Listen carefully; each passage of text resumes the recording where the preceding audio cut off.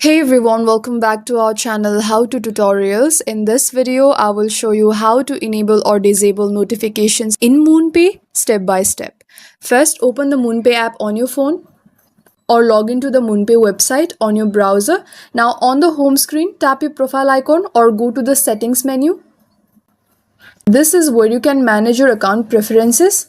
Now find this option called preferences and tap on it and look for the notifications option. Now simply toggle the switch on or off depending on your preference. If you want to receive updates about your transactions, keep it enabled. If you don't want extra emails or alerts, you can disable them anytime. And that's it. Your notification preferences are now updated. And that's how to easily enable or disable notifications in MoonPay. Quick and simple. If this video helped you, don't forget to like, share and subscribe for more crypto guides. Thank you for watching and I'll see you in the next one.